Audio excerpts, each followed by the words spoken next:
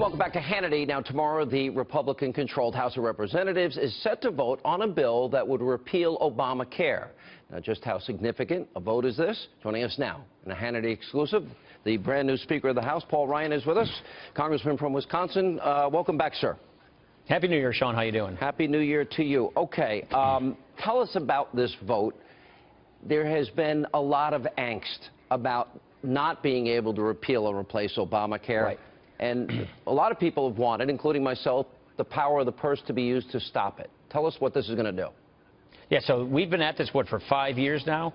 We finally found what I think is the smart strategy to be able to get a bill on his desk. We've never been able to get around a filibuster in the Senate to get a bill to repeal Obamacare. But, by the way, this also defunds Planned Parenthood, which is a very high priority of ours. We could never get through the Senate filibuster, so we used the one rule, the one tool we have a year. We call this reconciliation, so we can get around the Senate filibuster to get a bill on his desk defunding Obamacare and Planned Parenthood.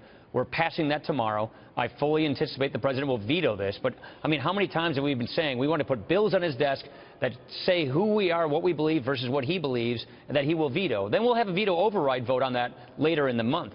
But this is the first time we've been able to get on his desk a bill going after Obamacare and Planned Parenthood. Let me give you a chance, because you're new in this position, and I actually know that you were fairly reluctant. I don't think this is a job that you really wanted, but you did take it. And I don't blame you for not wanting it. It's not exactly the most loved position in Washington. But let me give you an outline of where I think conservatives are frustrated. And I asked you about this the last time. But it's Obamacare, it's executive action on immigration, now on gun control. You mentioned Planned Parenthood, which I'm glad you brought into this. Or the Iranian deal, the Syrian refugees, controlling the borders. Tell us, expand on your vision. Where are you going to take things? What's going to be different? Hey, tell me about it. I've been a frustrated conservative as well. So, number one, I'm hitting the reset button. We're going to do things differently around here in the House. Number two, I'm decentralizing power, so every conservative, every member of Congress has a greater ability to participate in the process so that we can really have this place work the way the founders intended it to work. But number three, we have to use every tool at our disposal to keep this executive branch honest, to keep oversight over them. So let's take the executive amnesty. We went the court route, and we've been successful.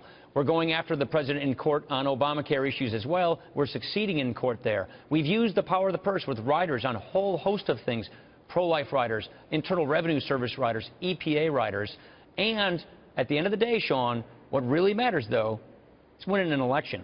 We have to have a conservative in the White House. We have to have a conservative in the White House that isn't trashing the Constitution, that isn't going with the phone and the pen routine. And that is why, and the reason I took this job, and my colleagues know this, is we have to go on offense in 2016, and we have to offer a bold agenda to the country so that the people of this country who do not like the direction America is heading, which we don't, that we owe them an alternative. We have to give them a bold conservative agenda so that the men and women in this country can decide which way the nation goes in 2016. So that if we win that election, we want a mandate election. If we win that election, then we have the mandate. Then we have the wherewithal. Then we have the Republican president and the Republican Congress with a conservative agenda to put in place in 2017. That is why I'm doing this job in the first place. So, tell me how you go about that, because I've been advocating this very thing for a long time myself. Put it down on paper. Have the caucus, have your conference sign on to it, and say, this is what we will do.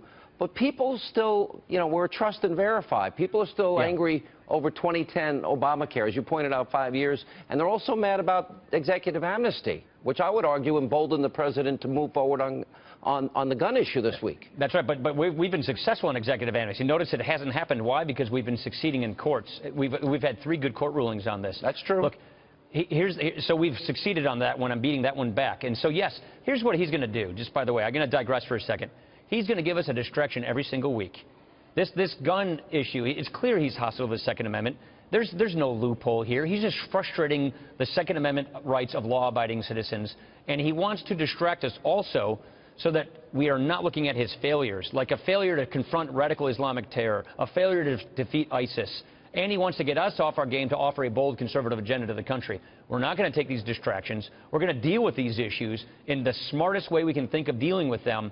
But we need to win the election, and the best way to win the election is give people a choice. And so, to your point, spent this entire break going through how do we come up with an agenda that is bottom-up, that is organic, that's listening to Americans and members of Congress to assemble agenda to, as you say, put on paper and give that to the country, show that to the country, run on that in 2016 so that people can really choose an agenda. And if we win, then we have a mandate election. And that's what we're assembling. We have a retreat.